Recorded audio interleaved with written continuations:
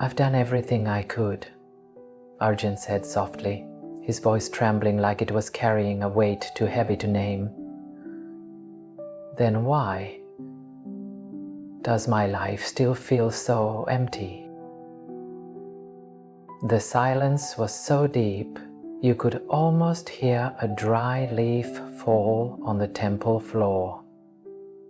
Inside an old village temple, tucked away under the dusty sun and quiet trees, Arjun knelt before a low wooden altar.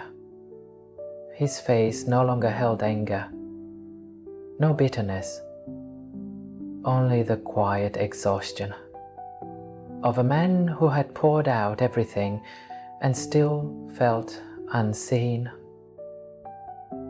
Welcome to Soul Gyan, a space where simple stories quietly stir the hearts that are tired of noise.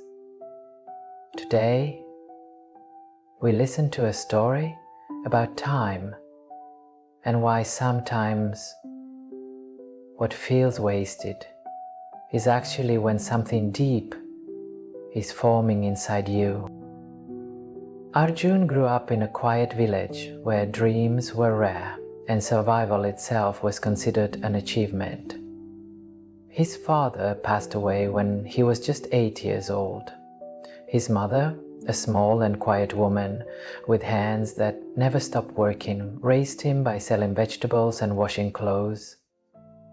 He didn't grow up with toys or bedtime stories.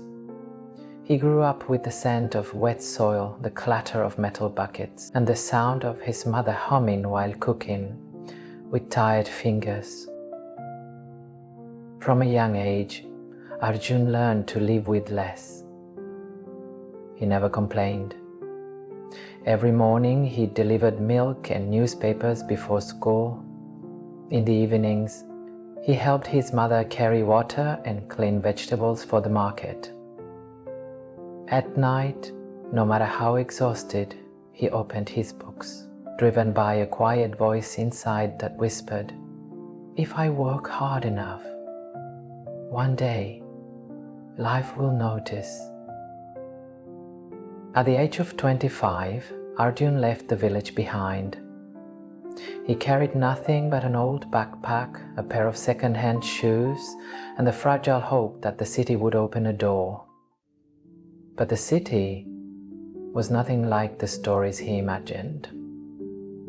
It was fast and loud, filled with strangers who never made eye contact, and buildings that looked too tall to reach him. He rented a tiny room in a slum-like corner of the city, barely enough space for a bed and a bulb. Every day he worked as a junior salesman. Low pay, long hours, constant pressure to meet targets.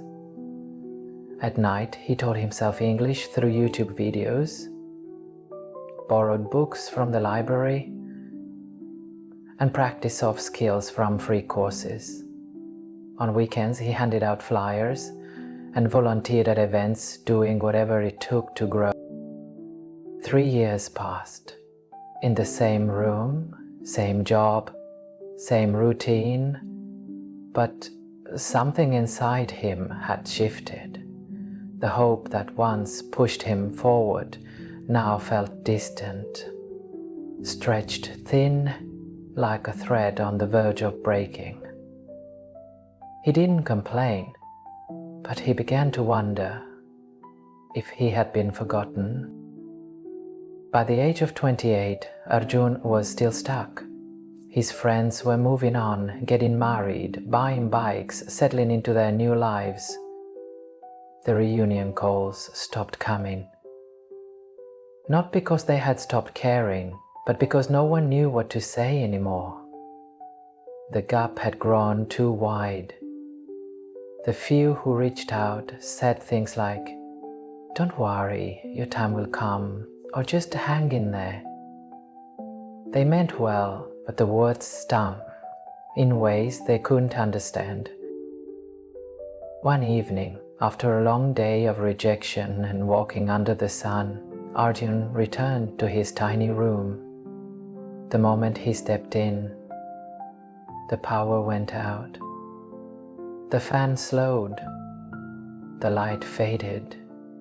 His phone battery died, and the fridge hummed its last breath. The silence was loud. He sat on the floor, drenched in sweat, shoulders slumped. Not out of anger, just tired. He didn't cry, he didn't scream, he just sat motionless. The heat clung to his skin, but the heaviness came from within. For the first time in years, he had no more plans, only stillness. And in that stillness, something inside him whispered, "What if I stop running and just return?" The next morning, he didn't go to work. Without telling anyone, he boarded a night bus back to his village. No luggage, no plan, just a worn-out heart and a desire to return to where silence had once felt safe. He didn't stop by his house. Instead, he walked straight to the old temple, his mother's place of solace during her hardest days. The same oil lamp still flickered, casting warm light on the old stone walls. The scent of sandalwood hung gently in the air.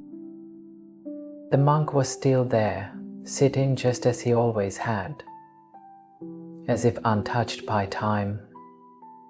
His robes were faded, his head shaved, his eyes calm, like water that had seen many storms.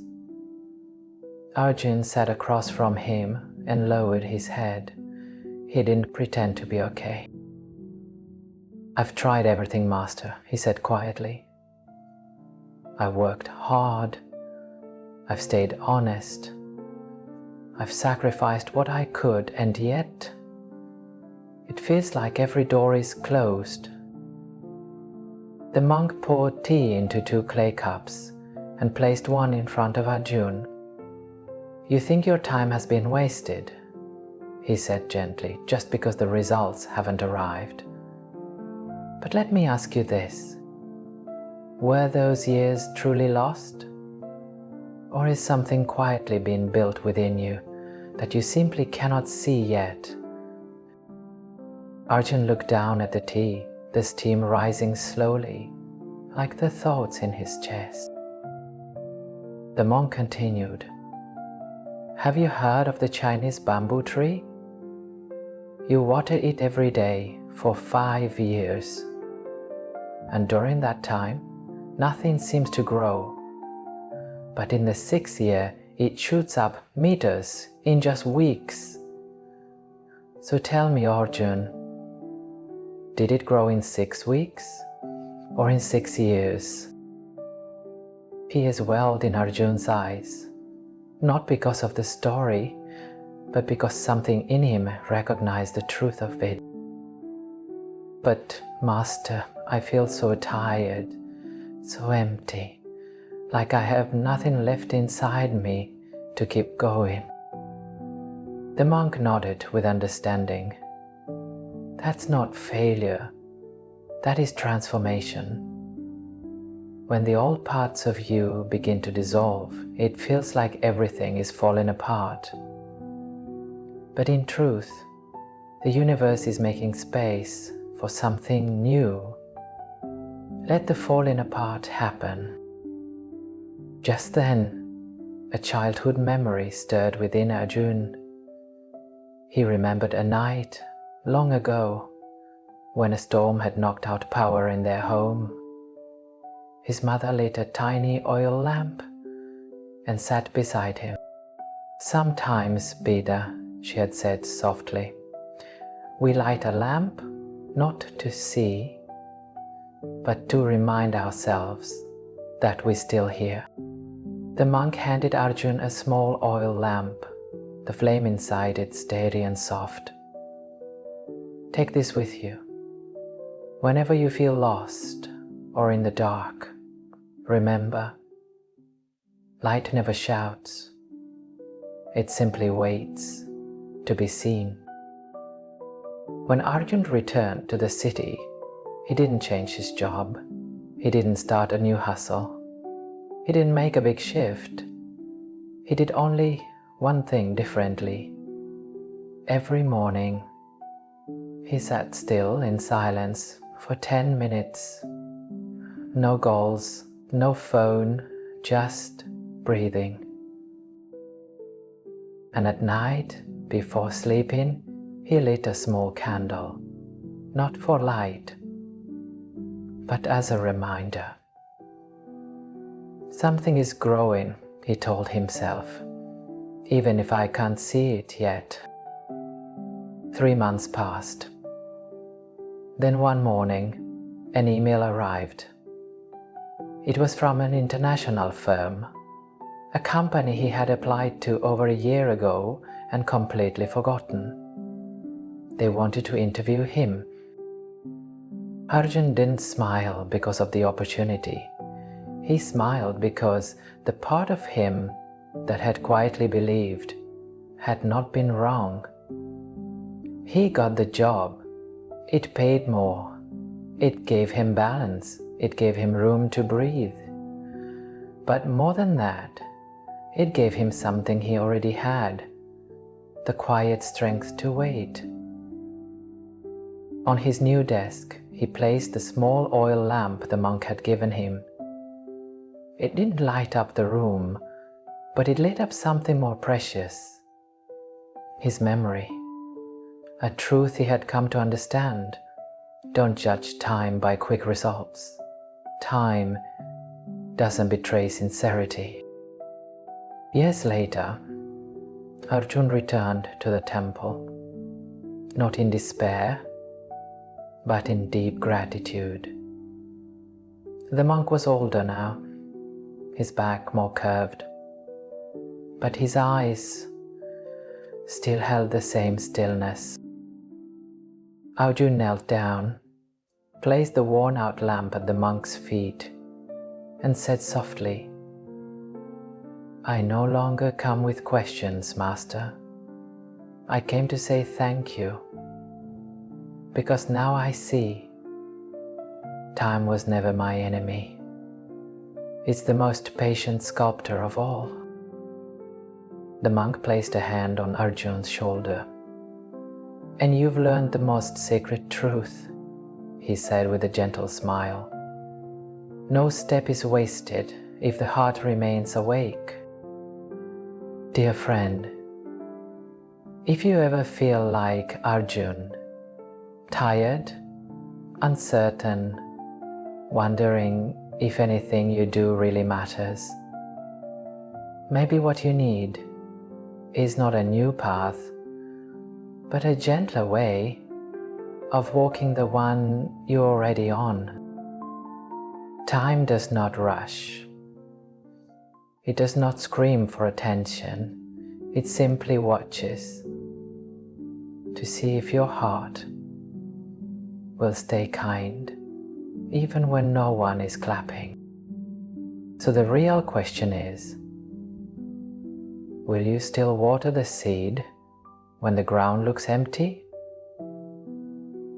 Will you still show up for yourself even when no one else sees you? Don't waste your time, not because it's precious, but because you are. And time is quietly working on your behalf, shaping you in silence. So keep going, slowly if needed. Tired, if that's how it feels, but don't stop. Light never abandons the ones who carry it with sincerity. And if today's story touched something in you, save it. Not because it's perfect, but because you'll want to return to it on the day when silence feels too heavy again. If you know someone quietly waiting for their season, send them this light.